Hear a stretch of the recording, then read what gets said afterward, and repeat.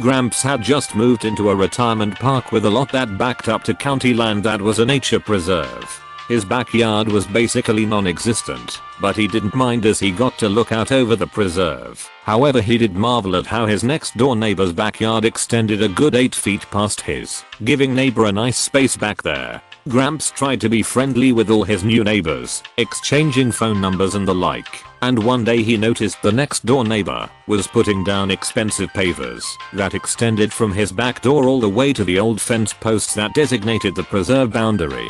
Gramps watched the neighbor yank the 3 rickety fence posts out of the ground and move them back an extra 2 feet into the preserve before pounding them back in, then started to clear the land, intending to gain himself more area for his pavers. Gramps used to work for the National Park Services as a young lad, so he thought he had better warn his neighbor of the consequences of his actions, so he heads out back for a little chat. Neighbor is immediately defensive, and before Gramps says much, neighbor tells him, "You're new here. I've been here 10 years and to mind your own damn business." Gramps decides not to press the issue. Nothing happens that year, but the following year when most of the park emptied out to head north for the summer, the county comes by to check on the preserve. Gramps notices them going back and forth behind his neighbor's house. The workers are pulling out maps and taking photos and making phone calls, and soon more guys show up. Turns out neighbor has moved the posts several times over the years, and in reality his backyard is supposed to be even smaller than Gramps' backyard. To make it worse, neighbor put pavers in the back specifically to park both his golf cart and a cherry red sports car back there for the summer, so the county will have to move them before they can do anything else. They tape a notice to the front door and leave. Gramps goes over to read it, and it states that neighbor was in violation of encroaching onto protected lands. He has 30 days to move his car, tear up the pavers, and pay a fine of $11,000 because of damage to endangered species who inhabit the protected lands, as well as trespassing fees. Failure to do so within 30 days will result in golf cart and car being towed and impounded. Pavers will be dug up and carted off at neighbor's expense, and the fine will increase for every additional day past the deadline. 30 days comes and goes, so a week after that Gramps has quite the show as first the car and cart were towed, pavers were dug up and hauled off, and the old fence posts and ropes were replaced with metal posts embedded into buried cement bases, connected by steel cables. Whole process took several weeks to finish, but the preserve looked a lot more legit when they were done. A few solar cameras were installed so the county could monitor the wildlife and encroachers remotely. Meanwhile, more notices were taped to the front door of neighbor's house. By November, the snowbirds were flooding back into the park, including neighbor. That was Gramps' second show of the summer as neighbor reads all the notices, digging down until he reads the first one, then runs out back and starts screaming and cussing up a storm before running back to his car to dig out his cell phone so he can call the county to find out where his car and golf cart were. Gramps stays indoors to avoid the guys. He is frantically trying to unload his car, turn on his water and electricity, get the yak and the toilets going, and all the while trying to get someone at county to pick up the phone and give him some answers. He finally gets a live person and proceeds to scream at them while on speakerphone about his car and cart, so the call keeps getting kicked to other people because who wants to help a screamer? Basically, neighbor is told to come to the county office to get this straightened out. 3 days later, neighbor catches Gramps outside and asks if he was here when the county stole his car and destroyed his backyard. Gramps said he was, and neighbor says, "Well, why didn't you call me when you saw them putting notices on my door? You had my number up north." Gramps said he had thought about doing that, but figured neighbor would prefer him to mind his own damn business, so he decided against it. So, I've spoken about my dogs on here before. I train search and rescue / human remains detection dogs, which basically means we wander around disaster sites, crime scenes, and wilderness area searches looking for bodies or other remains. To put it very simply, this story is a couple of years back. When I was in college, I was required to take a public speaking course. I have stage fright and social anxiety, so this was basically torture. My instructor was pretty jaded and didn't much care that I was having a panic attack on stage. She suggested I talk about something I'm more comfortable with and to toughen up. The final was supposed to be a demonstrative and informative presentation, and 30 minutes long. Fine. My dogs have clearance by campus police to train on the university grounds, and I have clearance from city and county police to bring bio waste materials with me throughout the county. I prepare a fancy PowerPoint presentation and bring in my big crazy cadaver dog and send samples, including a human toe, blood, and bones. I spend half an hour showing how to train a dog to detect human corpses, along with a few vivid anecdotes about some of my past searches. We even let some members of the audience come handle my dog and give clicker training a try. Audience involvement in the demonstration was required. I got an A, but the mildly horrified look on my professor's face was far more rewarding. This story happened to me in my college days many years ago, and to this day, whenever I remember it, I'll let out a smile. I graduated in a traditional and very strict engineering school. At that time, there were not substitutive exams of any kind, no matter the reason. So it wasn't uncommon for people to fail subjects because they couldn't attend the test day. In the end of my last year, I don't know how or why, since I took the vaccine, I got chicken pox. Luckily for me, I didn't suffer at all, maybe a day with mild fever and that's it. All the itching was completely mitigated with medicine. Although externally I looked really bad, more concerned about my appearance than anything, I called and asked if I could take my exam another day. The lady who answered it immediately denied my request, as expected. Then, being as patient and kind as possible, I tried to explain my situation, but she was very rude and cut my explanation short, not letting me even say what my illness was. As a last attempt I asked if at least I could take the exam in a separate classroom. Then she told me to wait on the line. I heard some people talking in the background and laughing. After she left me hanging for more than 10 minutes, she comes back just to say that there is no way. So I thanked her and hung up. I don't really know what heck they expected, that I didn't come and failed my very last test. Hell no. So I went, looking absolutely hideous. Not a square inch of my skin didn't have a mad hash, including my face. In the class, after the monitor arrives, he told me to remove my sunglasses and cap, as per regulations, and so I did, including my jacket and medical face mask. Oh boy, I'll never forget his facial expression. And then my fun begins. During the test I start to fake cough like a man about to die. Getting really good on my act was really amusing, seeing the monitor's reaction going from little apprehension to total panic, until he gave up and left, leaving the class unattended. Barely able to hold my bursting laugh at this point, my colleague who got what was going on, looked at me also holding his laugh, and shaking his head. In the end I did pretty well on the exam, and had my fun, including paying a visit to the lady, who left me hanging. Later on, after graduation, I found out through a friend, that I became sort of a famous joke, like the guy who came back from the dead to attend his exam.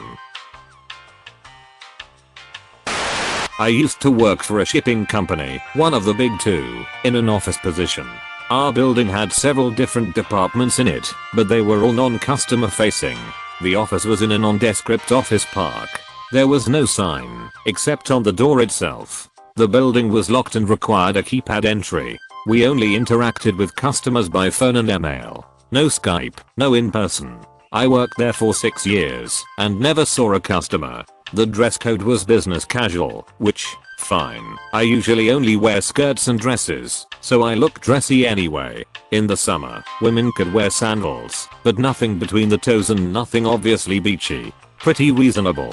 In summer 2012, I was just coming off disability and was informed that a new policy was that we couldn't have more than 3 toes showing in our sandals. Why?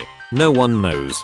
The 4th toe is clearly the slut toe. So I spend all weekend looking for sandals that I like that fit the recommendation. I hate peep toe shoes and they look awful on me, so that was out. I finally found a nice pair of wedge sandals that fit the bill and were $80. I arrived to work on Monday, and within the hour, I'm told that my shoes do not conform. I said they only show 3 toes. That's the rule I was given. No.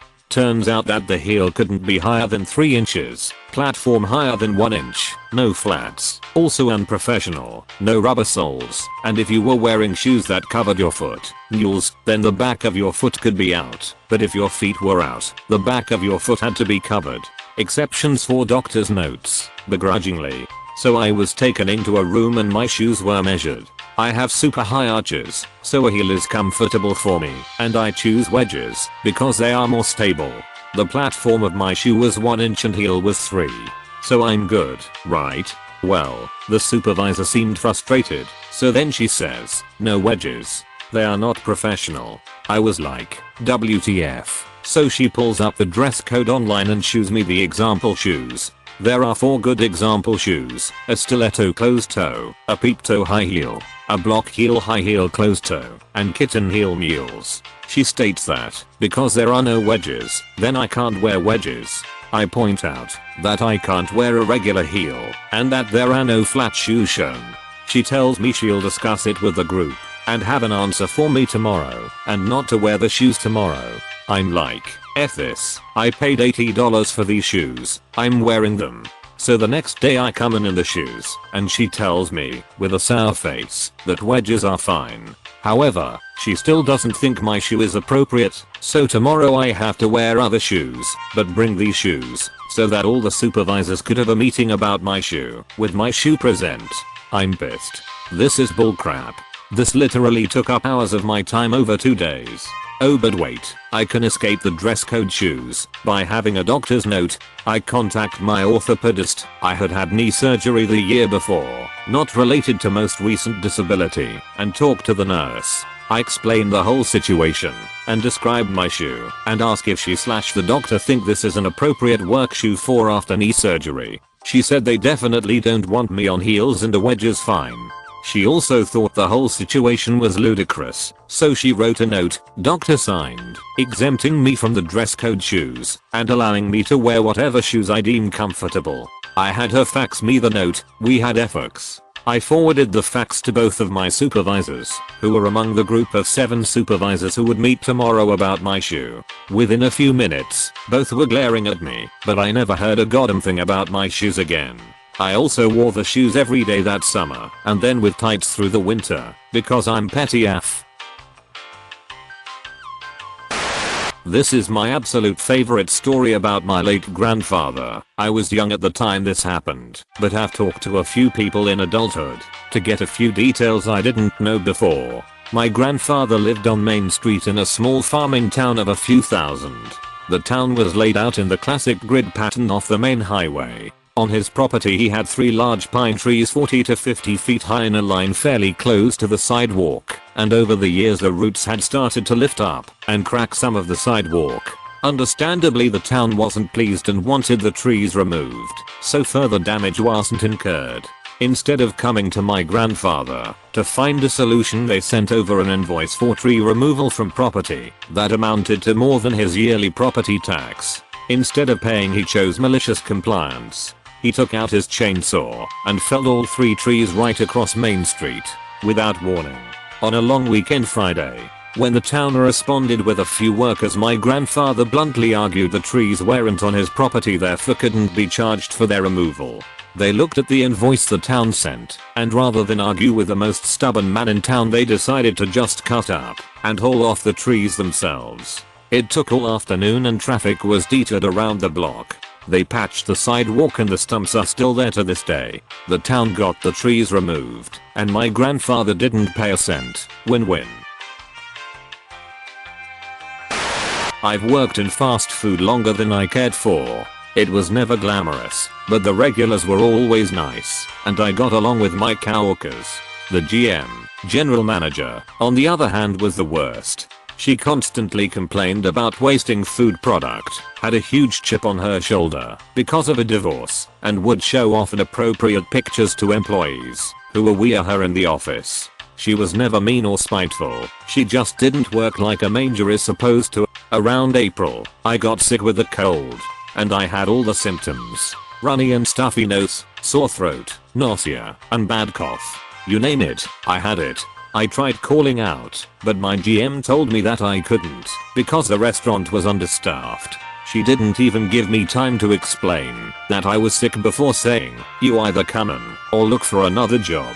She then hung up. She's done this before to other employees. They would take some medicine and come in anyway, but I wasn't having it. I knew what I had to do and thus I made my plan. The revenge. I didn't take any medicine to help with my cold. I made sure that if someone saw me, they'd immediately know I was sick. I came into work looking pale, rigid and exhausted. I clocked in and went to work. I washed my hands so much that day because I didn't want the customers to get sick, but I had to prove a point. Every employee could see that I needed to go home, but GM said they'd be even more in trouble if I wasn't there. I tried to keep my head held high, but it's not easy when it feels so heavy. I constantly sneezed, coughed, blew my nose. It was pretty gross. Regulars complained that I needed to be home getting better, but GM ignored them. She actually thought it was better to have me there working, possibly making everyone else sick than to be at home getting better. What she didn't plan was for the DM, district manager, to make a surprise visit. When he saw me, he immediately pulled to the side and asked I was there. I explained the situation to him and told him what GM told me. He was not happy. Before shit went, he told me to clock out and go home and wished me a speedy recovery. I wasn't there when he talked to GM, but other employees told me he tore her a new one, stating how it was dangerous to have me around food in my condition, and to threaten my job if I didn't show up was unethical and unprofessional, saying that if I didn't have a doctor's note after calling would be a better reason to say I would be fired than what she did. The outcome. The next 2 weeks, everyone was calling out sick. I had made all the other employees sick with my cold. The DM called and told the GM she had no one to blame but herself, since she made me come to work sick. Not only that, but she had to cook the food and help serve it. Some of the regulars even jabbed at her, saying it was her fault she was in this predicament. Not too long after, she got sick herself and had to use vacation time to recover. The best 2 work weeks of my life. No boss to watch me over my shoulder. Everyone was back and no one else was sick. Except Grams. If you enjoyed the stories, slap the like and subscribe button for more of them, and don't forget to support the original writers with an upvote. Links are in the description. Peace out, and catch you tomorrow.